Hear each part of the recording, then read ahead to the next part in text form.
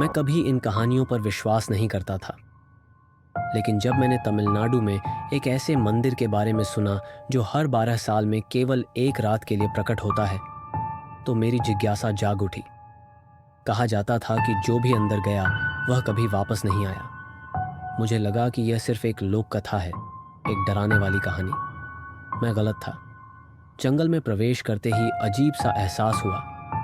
बेलों ने मेरे कपड़ों को जकड़ लिया, हवा भारी थी और चारों ओर अदृश्य कीट भिनभिना रहे थे। मेरे पास एक पुराना फटा हुआ नक्शा था जो मुझे एक बुजुर्ग ग्रामीण ने दिया था। उसने मुझे चेतावनी दी थी, अगर तुम घंटियों की आवाज़ सुनो तो लौट जाओ। मैंने उसे अनसुना कर दिया। ठीक आधी रात को ज़मीन कांप उठी। हवा में एक कंपन हुआ, जैसे किसी दिल की धड़कन, और अचानक पेड़ हट गए और मेरे सामने वह था, मंदिर। ये वहाँ खड़ा था, प्राचीन और विशाल, रात से भी काला। कोई चांदनी इसे नहीं छू रही थी, कोई तारे इसके ऊपर नहीं चमक रहे थे। इसकी दीवारों पर खुदाई की गई आकृतियां देवताओं या राक्षसों की नहीं थीं, बल्कि कुछ और ही थीं।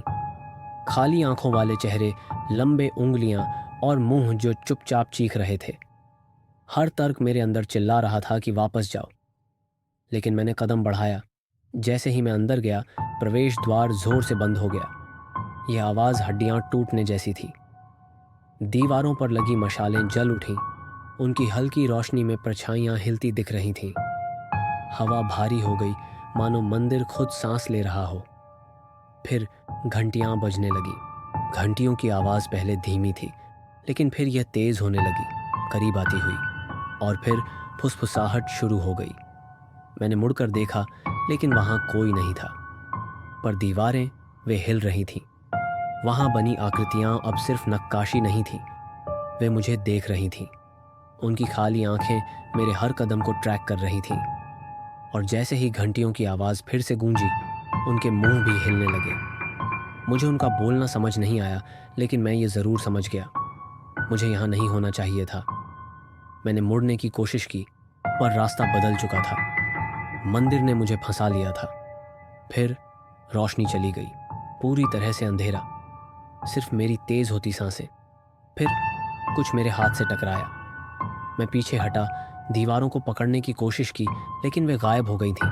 फिर किसी ने मुझे पकड़ लिया, लंबी पतली गीली उंगलियां। मैंने खुद को छुड़ाने की कोशिश की, लेकिन फुसफुसाहट और तेज हो गई। आवाज़ें बढ़ने लगीं। वे कुछ कह रही थीं, मगर मैं समझ नहीं पाया। फिर एक आवाज़ बिल्कुल साफ साफ मेरे कानों में आई, तुम्हें नहीं आना चाहिए था। और हाथों ने मुझे नीचे खींच लिया। ज़मीन मेरे पैरों के नीचे से गायब हो गई। मैं एक काली गहराई में गिर पड़ा। गिरते ही मुझे एहसास हुआ, मंदिर सांस ले रहा था। कोई आकृतियाँ वहाँ थीं, वे रेंग रही थीं।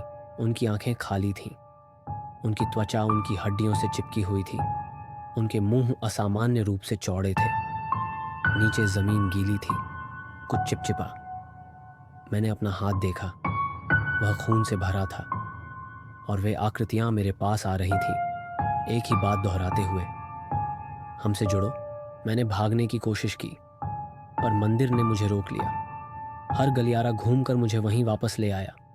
आकृतियाँ मेरे पास आ रही थीं, उनके हाथ मुझे छू रहे थे। वे आत्माएं नहीं थीं, वे लोग थे जो पहले आए थे और कभी वापस नहीं गए। फिर मैंने उसे देखा, वह वेदी, और उसके ऊपर एक चाकू। एक गहरी प्राचीन आवाज़ गूंजी, एक जीवन के बदले एक जीवन। अब मैं समझ गया था, मंदिर को बलि चाहिए थी। अगर मुझे बचना था तो मुझे इसे खिलाना था। कांपते हाथों से मैंने चाकू उठाया। आकृतियाँ रुक गईं। मैंने अपने हाथ को काटा। खून वेदी पर टपकने लगा। क्षण भर के लिए कुछ नहीं हुआ। फिर ज़मीन कांप उठी, आकृतियाँ चीख उठीं, और मंदिर ने एक गहरा डरावना गूंजन किया, और फिर मैं बाहर फेंक दिया गया। जब मैंने अपनी आंखें खोलीं तो मैं जंगल में पड़ा था। मंदिर गायब। मुझे लगा कि यह एक सपना था, पर फिर मैंने सुनी वही घंटियां। और अब जब भी मैं रात को सोने की कोशिश करता हूं, मैं अब भी उन्हें सुन सकता हूं। और मुझे पता है कि जब 12 साल बाद मंदिर फिर से लौटेगा, वह मेरा इंतजार कर रहा होगा। मैं एक छोटे से गांव में पला बढ़ा जहां हर कोई एक दूसरे को जानता था। जिंदगी शांत थी जब तक वह नहीं आया। बरसात का मौसम था जब एक आदमी गांव में भटकता हुआ आया। वह भीगा हुआ, कांपता हुआ और अजीब सा था। उसकी आंखें ढंसी हुई थीं, त्वचा राख जैसी सफ़ेद और होठों पर सूखी दरारें पड़ी थीं। उसके कपड़े चीथड़ों में लटक रहे थे और वह अजीब सी भाषा में बुदबुदा रहा था। गांव के मुखिया को उस पर दया आ गई और उसे गांव के किनारे बने एक पुराने सुनसान घर में रहने दिया गया। यही हमारी सबसे बड़ी गलती थी। उस रात गांव में अजीब चीखें गूंजी, पीड़ा की चीखें नहीं, डरावने सपनों की नहीं, बल्कि हंसी। लेकिन यह इंसानी हंसी नहीं थी। ये गहरी, फटी फटी और बहुस्तरीय हंसी थी, जैसे एक ही समय में कई लोग हंस रहे हों। कोई भी उसे देखने नहीं गया क्योंकि हम डरते थे। कुछ दिनों तक वह घर से बाहर नहीं निकला, लेकिन जो भी उस घर के पास से गुजरता उसे महसूस होता कि कुछ उसे देख रहा है। फिर एक दिन एक छोटा लड़का दौड़ता हुआ गांव के बीचों बीच पहुंचा। उसका चेहरा भय से सफ़ेद पड़ चुका था। मैंने उसे देखा और उसके पास आंखें तो नहीं थीं।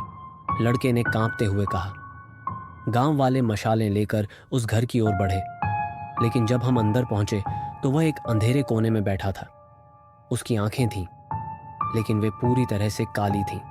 कोई सफ़ेदी नहीं, सिर्फ गहरे अनंत अंधकार के गड्ढे। फिर उसने मुस्कुराया। उसके होंठ असामान्य रूप से लंबे हो गए और उसकी मुस्कान में बहुत ज़्यादा दांत दिखे।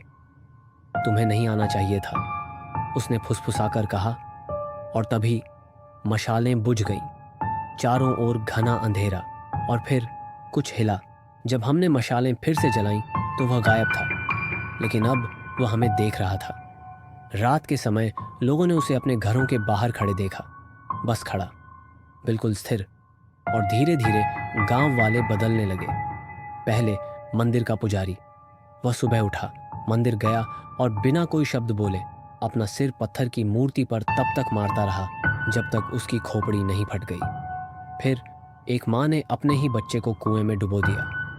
एक किसान ने अपनी जीभ नोच डाली। गांव वाले अब इंसान नहीं रह गए थे और उनके बीच वह आदमी खड़ा था, हंसता हुआ। अब हम बहुत डरे हुए थे।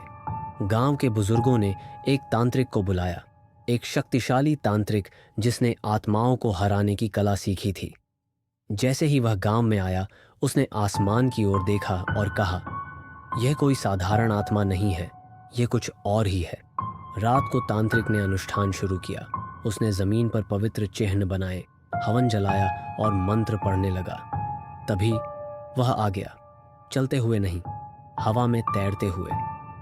उसके पैर जमीन से ऊपर थे, उसकी आंखें अब भी काली थीं, लेकिन उसका चेहरा अब इंसानी नहीं था। उसके जबड़े असामान्य रूप से लंबे हो गए थे। तुम मुझे हटा नहीं सकते, वह फुसफुसाया।